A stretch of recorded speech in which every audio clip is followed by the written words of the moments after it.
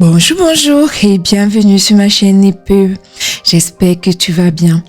Dans cette vidéo, je vais poursuivre la lecture et l'interprétation des 50 règles d'or de la communication non violente. Et comme dit, tu trouveras dans la description de cette vidéo le lien qui va t'amener directement à l'achat de ce livre qui est à moins de 5 €. Je te conseille vraiment de l'acheter parce que même si je lis et j'interprète, je ne lis pas tout.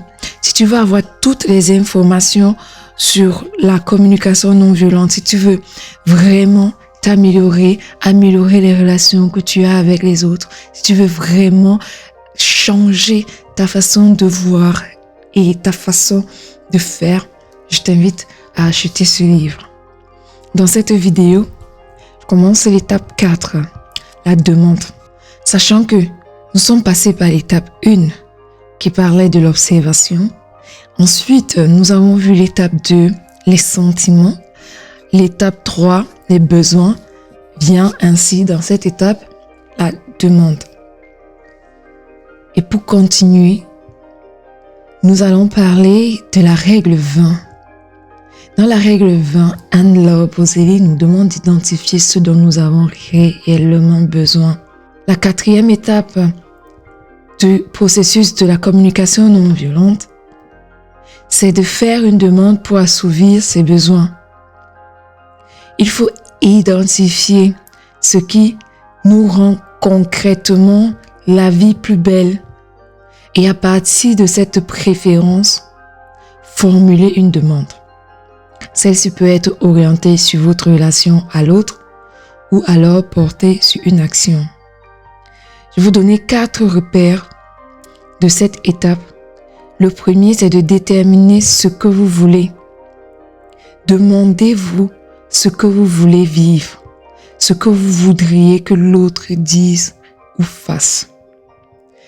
La deuxième étape, c'est de vérifier que c'est ce que vous voulez vraiment. Donc, arrêtez de se dire, il a voulu que, il m'a dit que. La question qu'il faut se poser, c'est qu'est-ce que vous avez vraiment besoin? Vous savez, dans la vie, il faut parfois être égoïste. Ça veut dire qu'il faut faire des choses pour vous et les autres profitent. La 3e étape de cette règle, c'est avant de faire votre demande, pensez à la qualité de votre communication.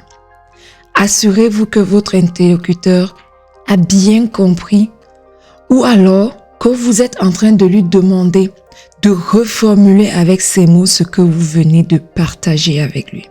Donc, comprenez ici que votre demande doit être comprise et ainsi vous aurez un retour positif.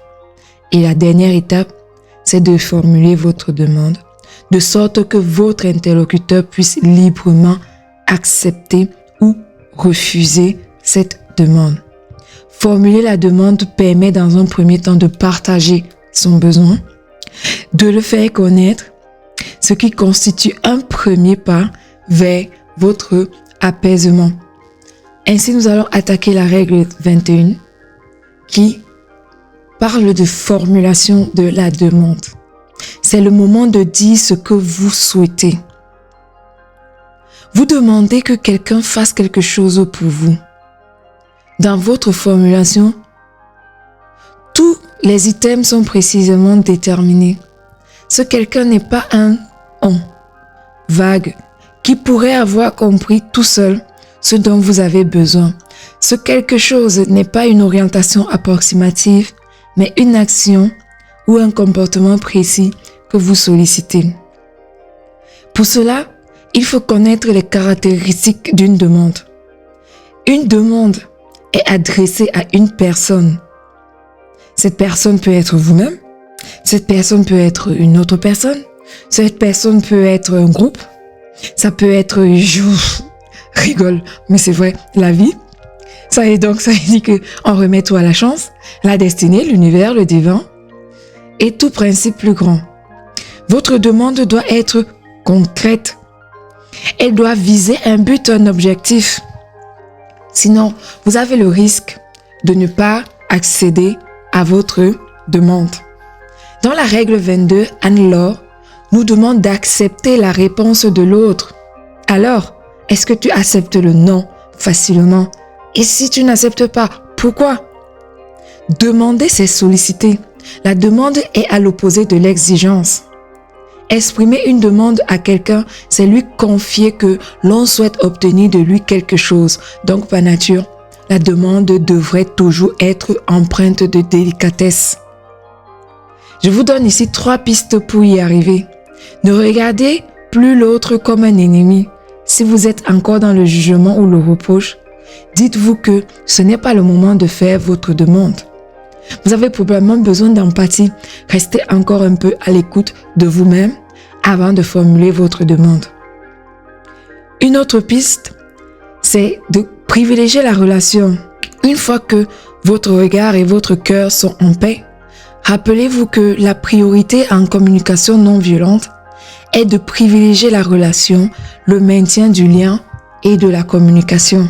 Et la 3e piste, c'est d'accepter que l'autre puisse refuser. En lâchant sur le résultat, vous renoncez à exiger.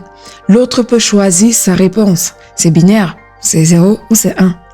Vous saurez si votre demande est vraiment une à la façon dont vous accueillez un refus. Si c'est intolérable, c'est que vous étiez dans l'exigence. Et il y a beaucoup de personnes qui sont dans l'exigence et ne se rendent même pas compte. Vous vous souvenez dans la vidéo précédente, quand on disait d'écouter, de nourrir ses propres besoins autant pour moi, je vous avais demandé de toujours privilégier le « j'ai besoin de » plutôt à « j'ai besoin que ». Parce que j'ai besoin que ça se rapporte à une exigence. Et là, on n'attend pas le non de la personne en face. Et on accepte moins le refus. Et c'est ça parfois qui crée le conflit. C'est ça qui crée le conflit dans les relations. Ça peut être les relations familiales, ça peut être professionnelles. Donc, il faut se préparer au non. Il faut se préparer à un refus par rapport à une demande faite. Montrez à votre interlocuteur que vous êtes capable de recevoir sa réponse, quelle qu'elle soit. Et pour cela, soyez-en réellement persuadés. L'autre capte vos véritables élans et saura décoder si vous êtes sincère ou pas. Si vous êtes sincère, votre interlocuteur aura plus envie de répondre favorablement à votre demande que s'il ressent votre pression, s'il ressent en fait votre jugement. Parce que par nature, les êtres humains aiment contribuer, aiment aider, aiment soutenir. C'est vrai, beaucoup de personnes ne sont pas empathiques. Il y a beaucoup de gens qui ne savent pas se mettre à la place des autres. Il y a beaucoup de gens qui ne savent pas voir en fait la détresse des autres. Donc c'est très important ici de mettre de la délicatesse dans votre demande et de privilégier la forme interrogative. Par exemple, serais-tu d'accord pour me déposer au travail aujourd'hui, s'il te plaît? Est-ce que c'est possible que toi et moi allons faire une balade, s'il te plaît? Pourrais-tu, s'il te plaît, prendre ces vêtements et les déposer au pressing? En fait, il faut vraiment rester dans la délicatesse parce qu'une demande reste une sollicitation et non un ordre. Ceci nous amène à la fin de l'étape 4, c'est-à-dire la demande. Et c'est la règle 23 que Anne-Laure a intitulée « Ouvrez l'éventail des possibles ». Faites preuve de créativité. Si votre demande essuie un refus, ne renoncez pas pour autant à votre besoin et trouvez une autre solution. On vous dit non et vous vous sentez peut-être déçu ou triste. C'est que l'intensité de votre peine est égale à l'intensité de ce que vous rêviez de vivre. Alors, faites-le autrement et explorez d'autres pistes. Tous ceux et celles qui ont connu une vie lourde de problèmes et de relations difficiles connaissent la valeur immense de la légèreté. Il ne s'agit pas de légèreté au sens de la superficialité, mais il s'agit ici d'une légèreté d'âme, de cœur et d'esprit.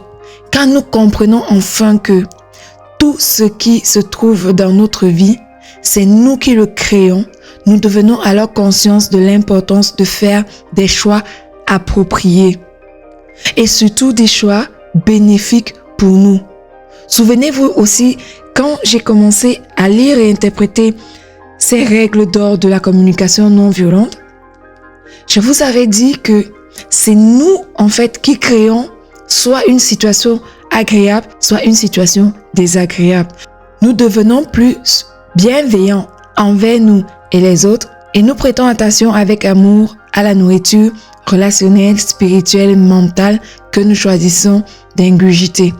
Nous développons notre conscience pour faire des choix qui améliorent notre vie et celle des autres. C'est pour cela qu'il est important, comme j'ai dit déjà dans la vidéo précédente, d'apprendre à écouter les besoins des autres. Mais ça, ce n'est pas le plus important. Dans la vidéo précédente également, ce qu'il fallait mettre en avant, c'était de nourrir ses propres besoins. Ça veut dire que on n'est jamais mieux servi que par soi-même. Il ne faut pas attendre que ce soit l'autre qui vienne combler nos besoins. Parce que si l'autre vient combler nos besoins, une fois c'est bien, mais deux fois on devient dépendant. Et le jour où cette personne nous dit non, on a ici une source de conflit. On entre en conflit. Alors que lorsque nous sommes légers, lorsque nous ne courons plus après le succès, mais que nous tendons vers l'épanouissement, nous n'entrons plus dans les conflits. Car nous ne voulons plus fuir la solitude, ni courir après une relation. Nous accueillons les moments privilégiés avec nous-mêmes et avec les autres et laissons les meilleures choses venir à nous. C'est en accueillant toute la vie telle qu'elle se présente à nous, à chaque instant que nous finissons par atteindre la douceur de vivre. Nul ne sait combien de temps cela prend à chacun pour atteindre cette paix de l'âme, cette légèreté du cœur. Mais une chose est sûre, une fois que nous l'avons atteinte, nous ne voulons plus jamais revenir en arrière. Je suis vraiment très contente d'avoir passé ce moment avec vous. J'espère que, comme dans les autres vidéos, vous aurez trouvé ici des réponses à vos questions. J'espère que si vous n'avez pas été convaincu dans les autres vidéos, qu'à partir de maintenant, vous êtes convaincu à vous mettre et vous lancer dans la communication non violente parce qu'elle est très importante et très bénéfique pour vous et pour les autres. Restez en santé, aimez la vidéo, ne ratez aucune publication de mes vidéos et revenez très vite sur la chaîne pour plus de vidéos et pour plus de tutoriels.